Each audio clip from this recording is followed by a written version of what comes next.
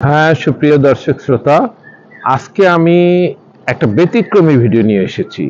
আমার এই চ্যানেলে আপনারা যে ভিডিওগুলো দেখেন তার সঙ্গে এটার কোনো সম্পর্ক নাই, দেখবেন এটা ভিন্ন ধরনের। কিন্তু কেন এলাম এই ভিন্ন ধরনের ভিডিওটি নিয়ে? আমার পিছনে যে একটা বাড়ি দেখতে পাচ্ছেন, এটা বগুড়া জেলার গাবতলী থানার বাগবাড়ি, নসিপুর বাগবাড়িতে। এটা হলো আমাদের সেই রাষ্ট্রপতি, সেই সেনাবাহিনীর প্রধান, সেই শহীদ জিয়াউর রহমানের বাড়ি। এই বাড়িটাতে একজন প্রভাবশালী রাষ্ট্রপ্রধান বা রাষ্ট্রনায়ক বা স্বাধীনতার ঘোষকের যে ধরনের একটা বাড়ি থাকা দরকার, এটা তার ব্যতিক্রম। আমরা অন্যান্য রাষ্ট্রপ্রধান বা এই ধরনের প্রভাবশালী ব্যক্তিবর্গের যেসব বাড়িগুলো দেখি, তার রাস্তাঘাট দেখি, সেগুলো অন্যরকম, খুব উন্নত মানের হয়, চকচক করে, স্বর্ণ খোদানো থাকে, রূপ খোদানো থাকে, নানানভাবে সেটাকে সৌন্দর্য মণ্ডিত করা হয়, সাজানো হয়। কিন্তু এই বাড়িটিতে দেখা গেছে একেবারে সাধারণ। অর্থাৎ আজ থেকে আমি ভিতরে একটা তাদের মূল যে ভবনটা পেলাম, সেটা আমি দেখাবো ভিডিওতে। আজকের এই ভিডিওতে আপনারা দেখবেন যে এই পুরো বাড়িটার, জিয়াউর রহমান যেখানে জন্মগ্রহণ করছেন, সেই পুরো বাড়িটার সার্বিক চিত্র। আপনারা আমার সঙ্গে থাকুন, আর এখনো যদি আমার চ্যানেলটি সাবস্ক্রাইব না করে থাকেন, অনুগ্রহ করে নেবেন। তাহলে আসুন মূল ভিডিওতে। বাড়ির প্রবেশ মুখেই জিয়া পরিবারের পরিচিতি তুলে ধরা হয়েছে। এই যে লক্ষ্য করুন, আমি সবার পরিচিতি তুলে ধরছি। ছবিতে যাকে দেখতে পাচ্ছেন, এটা জিয়ার বড় ভাই রাজাউর রহমান, তারপরে জিয়াউর রহমানের ছবি, তারপরে চাচা মিজানুর রহমান, ইনি জিয়ার চাচা মিজানুর রহমানকে দেখতে পাচ্ছেন আপনার ছবিতে। তারপরে চাচা খলিলুর রহমান, ইনিও জিয়ার চাচা। তারপরে আহমেদ কারুল বিলু, ইনু চাচা। তারপরে দেখতে পাচ্ছেন মাতা জাহানার বেগম রানী। তারপরে আছেন পিতা মনসুর আহমেদ। বগুড়া শহর থেকে এই স্থানটির দূরত্ব 15 কিলোমিটার হবে। শহর থেকে যে কোনো সিএনজি, অটোরিকশা বা মিশুক নিয়ে বাগবাড়ি গ্রামে আসতে হবে, গাবতলী থানার বাগবাড়িতে। এসে ওখানে জিয়াউর রহমান বাড়ি বললে সবাই দেখিয়ে দিবে। জিয়ার জন্ম এখানেই? জি, এখানে বড় হয়েছে? জি, এখানে বড় হয়েছে বা থাকি চাকরি আর কি। চাকরিতে? জি জি, হ্যাঁ, চাকরি, হ্যাঁ হ্যাঁ। ধন্যবাদ আপনাকে। একজন প্রভাবশালী রাষ্ট্রপতির বাড়ি কিন্তু এরকম হওয়ার কথা না।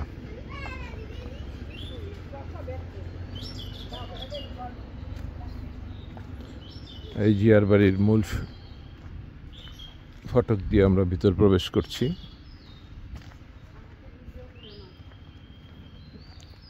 এই যে এরকম গ্রামীণ পরিবেশ রয়ে গেছে।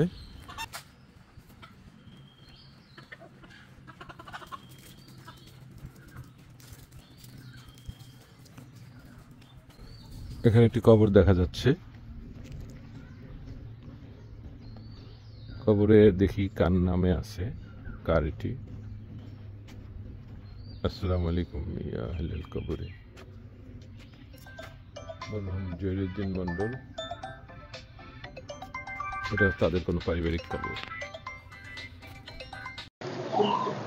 দেখুন, বাড়িটার এখানে লেখা আছে ছোট্ট করে, শহীদ জিয়াউর রহমান। দেখুন,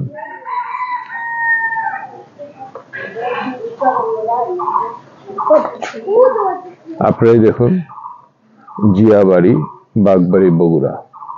এই যে জিয়া বাড়ি, বাগবাড়ি, বগুড়া। এই বাড়িটি আমি সম্পূর্ণ এখন দেখাবো। এখানে টিনের কয়েকটি ঘর আছে। এখানে আমরা দেখতে পাচ্ছি যে একটা পুরাতন ঘর, এখানে পুরাতন একটি একতলা বাড়ি। তো এটা অনেক পুরাতন, দুতলা, অর্ধেক দোতলা, এটা অনেক পুরাতন। সামনে কিছু টিনের ঘর আছে।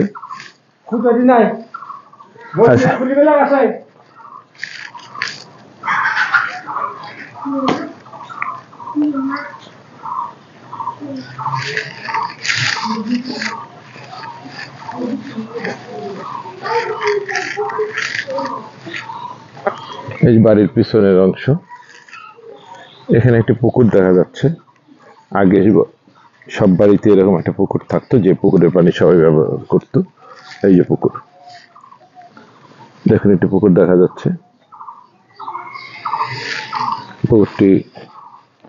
পুকুর ঘাটলা বাঁধা, যেটা আপনাকে বলি। এই যে এখানে বসার ব্যবস্থা আছে।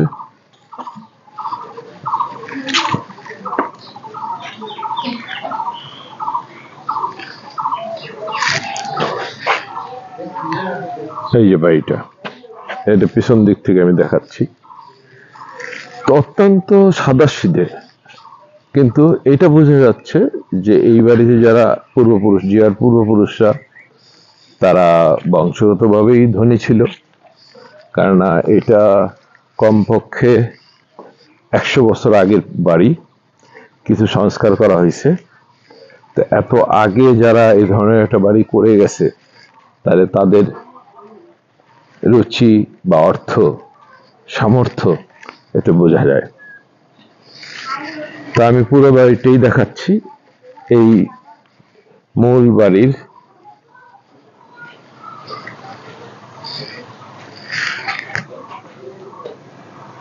তাহলে দেখা এখানে স্পষ্টত একটা জিনিস, আমি যে মুখে আনুমানিক বললাম, দেখেন আপনারা 1302-1895 সালের।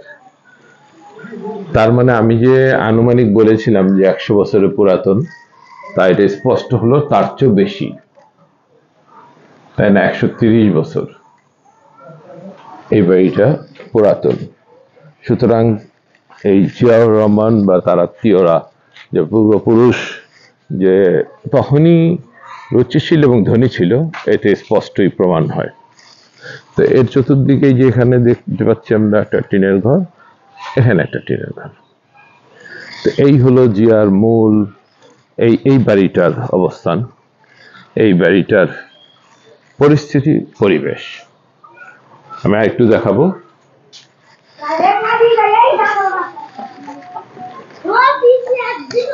এখানে দুটি কবর আছে, আর এই জায়গাটাও এই বাড়িরই। দেখুন এই যে কিছু অংশ খোলা আছে। যে জিয়ার বাড়ির প্রবেশ মুখে এটা মূল সড়ক, এই যে সড়কটি, এই সড়কটি, এবং উল্টা দিকে এরকম একটি দৃশ্য, অর্থাৎ কৃষি জমি। আসলে এখানে একটি খাল আছে বা বিল, সেখানে বর্ষা মৌসুমে প্রচুর পানি ওঠে, কিন্তু এখন পানি নাই। এখন ভুট্টা চাষ করছে এখানে সবাই, দেখা যাচ্ছে। এই বাড়ির সামনের এই রাস্তাটি দেখা যাচ্ছে। তো বন্ধুরা, এতক্ষণ যারা আমার সঙ্গে ছিলেন তাদেরকে অশেষ ধন্যবাদ। দেখা হবে পরবর্তী কোনো ভিডিওতে। সে পর্যন্ত সুস্থ থাকুন, ভালো থাকুন, এই কামনায় আমি জাহিদ আহমেদ আমার ইউটিউব চ্যানেল জাহিদ ইটিসি থেকে আজকের মতো বিদায় নিচ্ছি। আপনার যদি কোনো প্রশ্ন থাকে বা এ সম্পর্কে আরও কোনো তথ্য জানতে চান, আমাকে প্রশ্ন করবেন, আমি চেষ্টা করব সেটার সঠিক উত্তর দিতে।